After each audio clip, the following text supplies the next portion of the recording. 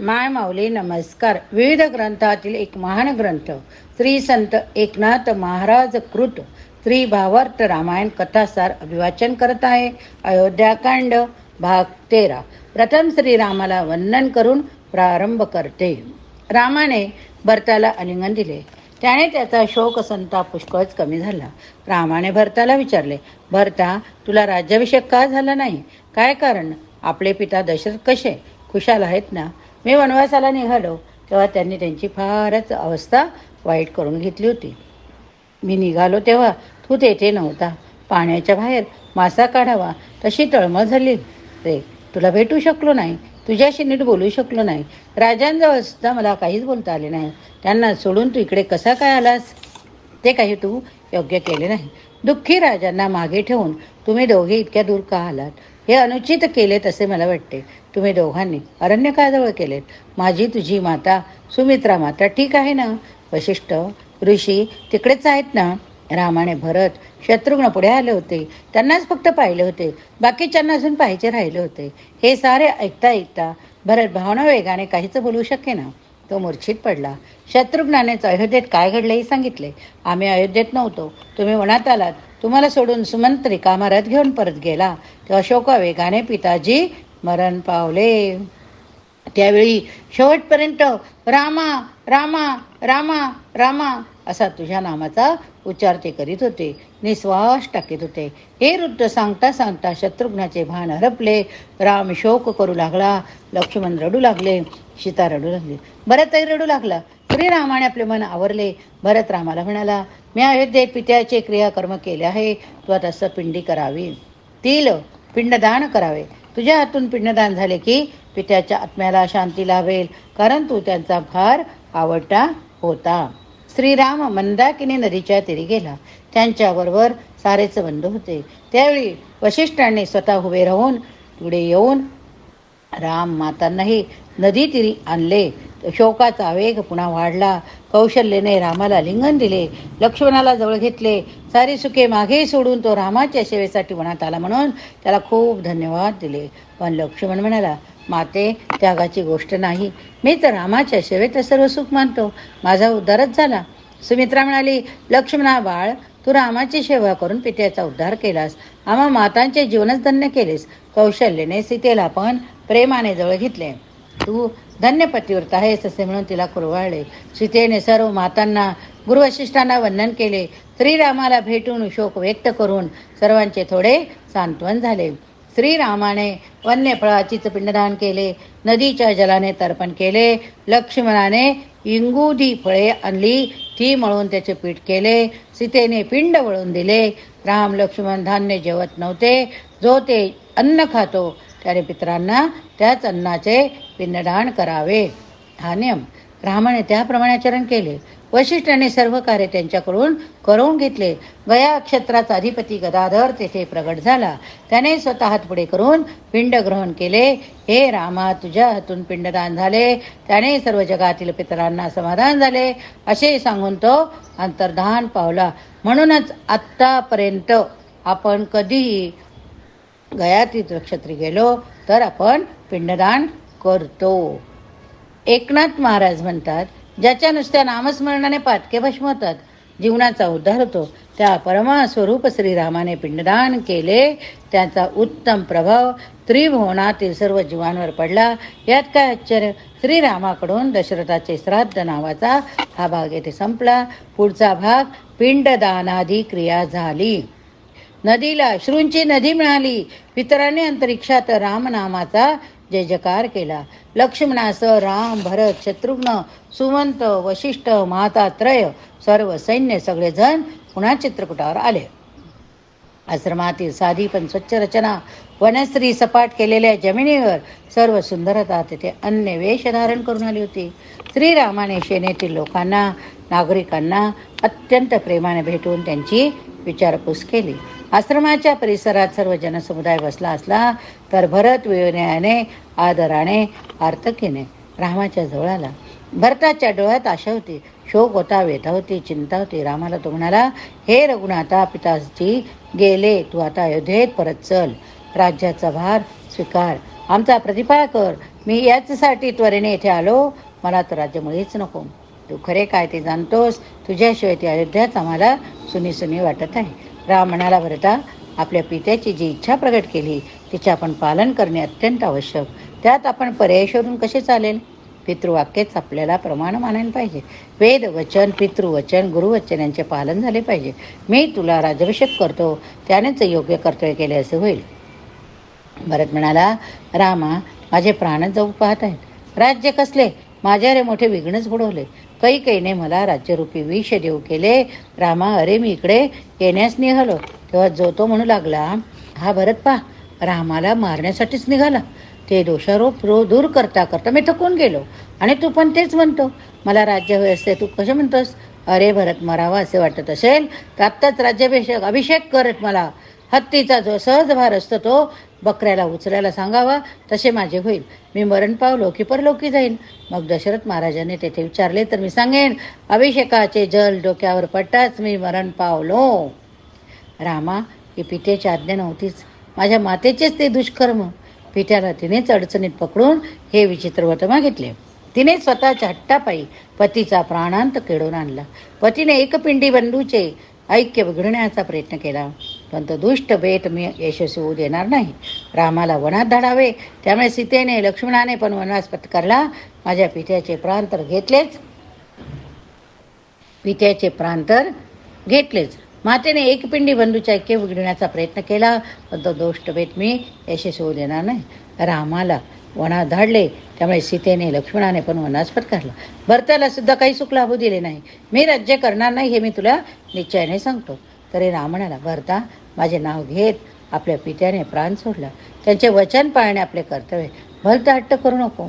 राज्याचा भार तुला घ्यायलाच पाहिजे. यावर भरत निर्वाणीची भाषा बोलू लागला. मी येथेच अन्नपाणी सोडून देतो. उपोषण करून प्राणत्याग करतो. तो तेथे कुशासन वगैरे सर्व तयार करून तो त्यावर बसला. त्याने नेत्र मिटून ध्यान लावले. तरी रामाने त्याला परोपरीने सांगितले की तुला कर्तव्य म्हणून राज्य करावे लागणार. भावनाच्या भरात काहीच करू नकोस. भरत काही ऐकायला तयार नव्हता. तेव्हा रामाने वसिष्ठांच्या चरणाची शपथ घेतली. म्हटले, मी वनवास मुळीच सोडणार नाही. मग काय व्हायचे ते होऊ दे. दोघे प्रतिज्ञा करून बसले. तेव्हा बाकीचे सर्व द्विगुण झाले. सारे अवाक झाले. या निर्धाराचा परिणाम काय होणार म्हणून चिंता करू लागले. वैशिष्ट्य काही बोलले नाही. ताणलेल्या मनाने सारे गप्प बसले. कोण कोणाला उपदेश देणार. तेवढ्यात एक घटना घडली. वाल्मिकी ऋषी तेथे आले. त्यांनी परिस्थिती पाहिली. सर्व अयोध्येवासी जनांना धन्यवाद दिले. दशरथ, राम, भरत, लक्ष्मण यांना सत्यवचनी म्हणून धन्यवाद दिले. तुम्हा दोघांना राज्यलोभ होणार नाही असे पाहून मला फार धन्य वाटते. अरे रामाला, भरताला ते म्हटले. ते पुढे म्हणाले, म्हणूनच मी भेटीत आलो. रामा, मी तुला तुमच्या सर्वांच्या हिताचे काही एक सांगतो. माझ्याबरोबर काही विषय आलेत. त्यांनी पण ती मला गोष्ट तुला सांगायचे ठरवले. ऋषी मंडळी भोवताली बसली. वाल्मिकी भरताला रामाला उद्देशून म्हणाले, भरता, रामा ऐका. राम, लक्ष्मण, सीता देवांच्या योजनेनुसार वनात आले. रामाचे अवतार कार्य म्हणजे लंकापती रावण यांचा वध करणे हवंय. त्यासाठीच रामाच्या अभिषेकाला विघ्न उत्पन्न करण्यात आले आहे. नीट विचारपूर्वक सर्व योजना आखली गेली. रावण दूर दक्षिणेत लंकेत, रामाला दक्षिणेत जायचे. नाशिक तेथे पंचवटी स्थानात रामाने गोदावरीच्या तीरी निवास करायचा. तिकडे रावणाची सीता राक्षसांचे अत्याचार चालत असतात. तेथे 13 वर्ष 6 महिने राम राहील. तेथे रावणाची बहीण शूर्पणखा येईल. तिचे नाक कान लक्ष्मण कापेल. ती रावणाकडे जाईल. मग रावण गुप्त वेशाने सुटबुद्धीने पंचवटीत येईल. सीतेला पळून लंकेत नेऊन ठेवेल. सीतेचा शोध घेताना राम पंपा सरोवराजवळ पोहोचेल. तेथे सुग्रीव, हनुमंत यांची रामाची भेट होईल. मग वानर सेना सज्ज करून राम लक्ष्मण लंकेवर स्वारी करतील.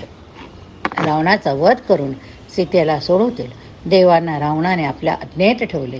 राम त्याची मुक्तता करेल. राम, सीता, लक्ष्मण त्यावेळी विजय होऊन अयोध्येत परत येतील.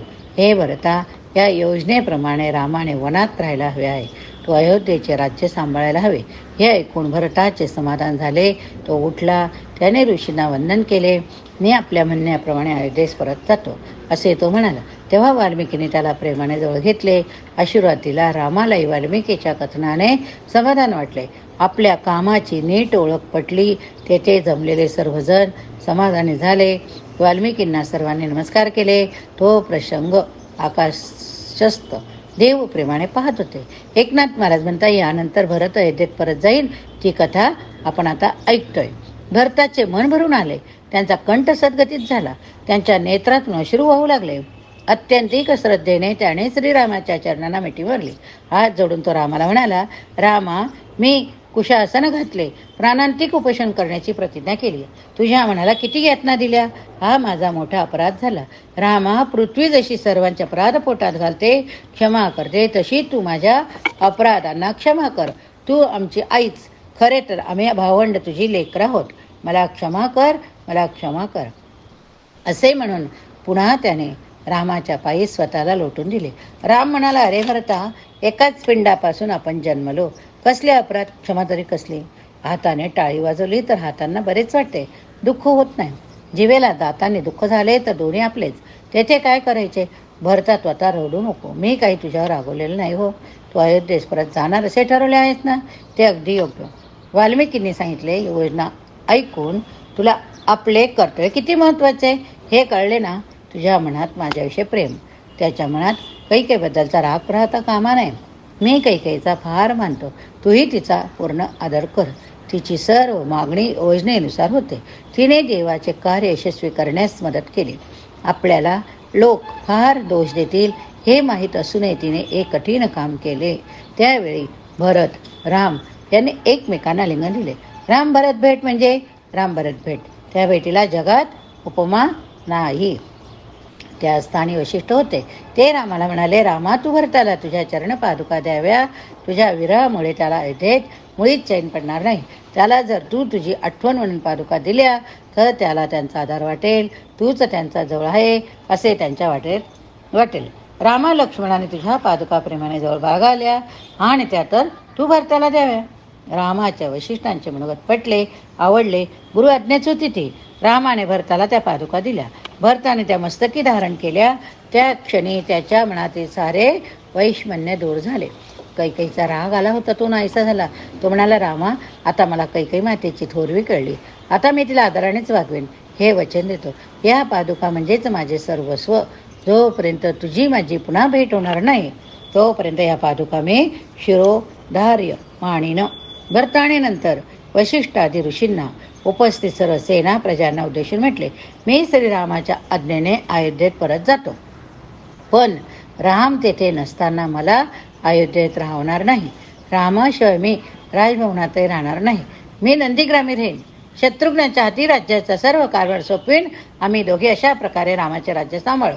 या पादुकांचीच प्रतिष्ठापना राजसिंहासनावर करू. रामाच्या नावाने राज्याचे रक्षण, प्रजापालन करण्यात येईल. राम पादुकाच्या रूपाने माझ्याजवळ राहील. मी आपले विराचे दुःख मानणार नाही. राम आनंदाने भरताला म्हणाला, भरता, माझ्या व्रताचे 14 दिवस पूर्ण झाले की त्या दिवशी मी परत येईन. या बाबतीत निश्चित राहा. अशा प्रकारे सर्व ठरले. रामाला वंदन करून भरत शत्रुघ्न सर्व सेनेसह प्रजापतीसह परत जाण्यास निघाले. मातांनी अश्रुपूर्ण नेत्रांनी राम लक्ष्मणांना आलिंगन दिले. सीतेलाही आलिंगन दिले. सीतेला आशीर्वाद दिला. सैन्य परत चालले. चित्रकूटावरचा जनसमुदाय ओसरू लागला. सैन्य जाताच गडबड शांत झाली. जाताना भरद्वाजाच्या आश्रमात जाऊन भरताने सर्व वृत्तांत त्यांना निवेदन केला. त्यांना समाधान वाटले. गंगा तीर पार करून भरत गोहकाला भेटला. रामपादुकांचे दर्शन होताच गोहकाने शीर्ष लवून त्यांना वंदन केले. योग्य तेच झाले याचा आनंद गोहकाला झाला होता. पुढे फार विलंब न करता सैन्य नागरिक यांच्यासह भरत अयोध्येला परत आला. त्याने नंदीग्रामात प्रवेश केला. नंदीग्रामाच्या बाहेर मोठ्या राजसदनात त्याने पादुकांची प्रतिष्ठापना केली. मातांना आपल्या प्रिय पत्नीला त्याने अयोध्येत पाठवले. सर्व राज्यसुखाचा त्याने त्याग केला. तोही रामाप्रमाणेच व्रतस्थ राहिला. जटाधारी, वल्कलधारी, मुनिवेशधारी असा भरत नंदीग्रामात रामाचे चिंतन करीत रामाची प्रदीर्घ काळ वाट पाहणे हेच मोठे व्रत आचरण करीत राहिला. तो रामपादुकाचे नित्यपूजन करू लागला. सर्व काही रामार्पण करून अत्यंत उदात्त चरित्राचा तो भरत नंदीग्रामात यथाशास्त्र आचरण करीत जीवन कंठू लागला. त्याच्या दर्शनार्थ देशोदेशीचे ऋषी येत विशिष्टांना भेटत अयोध्येवासी लोकांना आनंदाने भेटत राज्य काय कसे चालले ते पाहत आणि भरताला आशीर्वाद देऊन परत जात वशिष्ठ शत्रुघ्नाला भरताला राज्यकारभाराविषयी वेळोवेळी सूचना देत एकनाथ महाराज म्हणतात रामाने पित्याचे वचन पाळले मातेची आज्ञा पालन केली तिचे कठोर वचन मृदूच मानले कौशल्याचे समाधान केले सीतेला बरोबर घेऊन तिला समाधान दिले लक्ष्मणाला सेवेची संधी व संग देऊन धन्य केले भरताला शोक द्वेष दूर केला त्यांच्याकडून पितृवचन पाळण्याचे व्रत करून घेतले आपण वनवास पत्करून सर्व रघुवंशाला जगात सत्कीर्ती प्रदान केली असे अयोध्याकांड मानवी भावनांची भावमधुर कथा श्री भावार्थ रामायण अयोध्याकांड भरताचे अयोध्येचे आगमन नंदीग्राम निवास नावाचा 18वा अध्याय समाप्त झाला. अयोध्याकांड या ठिकाणी समाप्त झाले. पुढील भागात आपण अरण्यकांड अध्याय पहिला पाहणार आहोत. अयोध्याकांड संपले, अरण्यकांड सुरू झाले. बोला प्रभु रामचंद्र की जय. चरितम रघुनाथस्य शतकोटी प्रवेशतरम एकैकमक्षरं पुंसां महापातकनाशनं महापातकनाशनम्.